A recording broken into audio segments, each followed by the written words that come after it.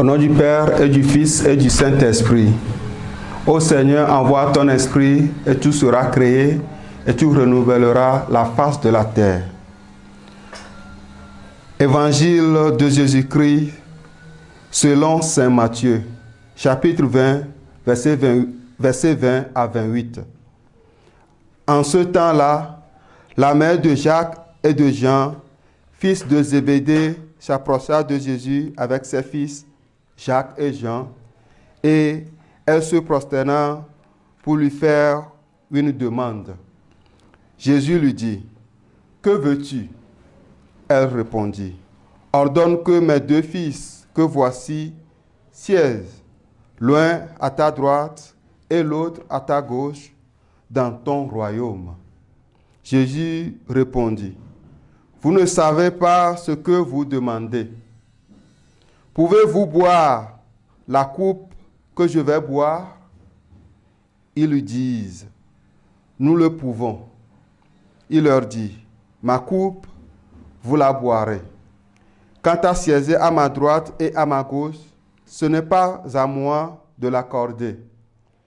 Il y a ceux pour qui cela est préparé par mon Père. » Les 10 autres qui avaient entendu s'indignèrent contre les deux frères. Jésus les appela et dit, « Vous le savez, les chefs des nations les commandent à maître et les grands font sentir leur pouvoir. Parmi vous, il ne devra pas en être ainsi. Celui qui veut devenir grand parmi vous sera votre serviteur, et celui qui veut être parmi vous le premier sera votre esclave. Ainsi, le Fils de l'homme n'est pas venu pour être servi, mais pour servir et donner sa vie en rançon pour la multitude. » Acclamons la parole de Dieu. Vendredi 25 juillet. Bien-aimés dans le Seigneur, le passage tiré de l'évangile de Matthieu aborde des thèmes importants concernant le service, l'humilité et la véritable grandeur. La demande de la mère de Jacques et Jean. La mère de Jacques et Jean demande à Jésus des places d'honneur dans son royaume pour ses fils. Cela met en lumière les aspirations humaines à la reconnaissance et à l'autorité, souvent liées à des positions de pouvoir. Jésus, à son tour, réagit en posant une question sur la capacité des disciples à boire la coupe qu'il va boire, faisant référence à sa souffrance imminente. Il souligne que le chemin vers la grandeur est semé d'épreuves et de sacrifices. Ce passage nous invite à réévaluer nos propres aspirations.